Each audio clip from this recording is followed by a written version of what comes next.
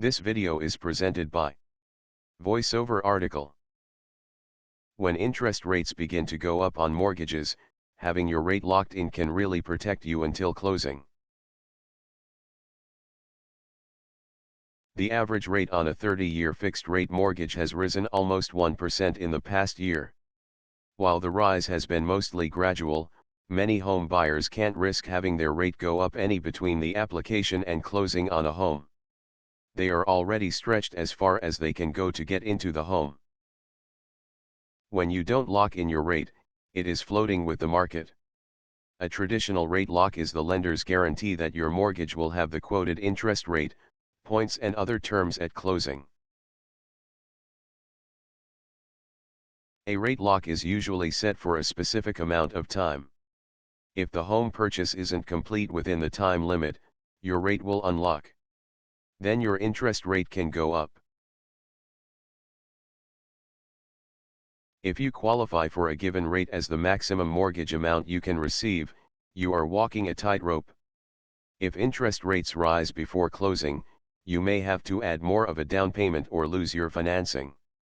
A rate lock will protect you from this. When you lock in your rate in a traditional rate lock, if interest rates go down, you are stuck unless you pay additional costs. Some lenders offer float-down options that will let your rate lower once if rates fall. But many of them will stick you back up to the higher rate if the rates rise. The key to a rate lock is ensuring that you have everything in writing. Verbal locks aren't legal. If the lender says the rate is locked, make sure you get it in writing. You should also pay attention to the preset time limit for the lock. In some cases, the lender may automatically extend your lock, but that doesn't always happen. Many will charge you a fee to extend the lock, often a percentage of the loan amount. The rate lock contract should lock in as many costs as possible. This includes not only interest rates, but also points. The agreement should include your name, the lock's effective date, the agreement date, the lock cost, the rate and the loan terms that are locked in. There should also be an expiration date and time and any options upon expiration of the lock.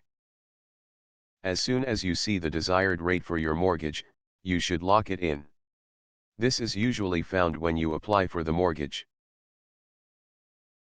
Before you set the lock-in period, make sure you have an accurate estimate on how long it will take to process the loan and close on the home.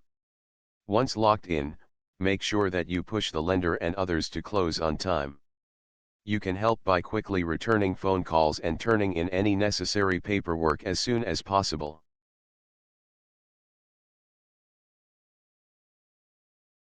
The lock will cost you money.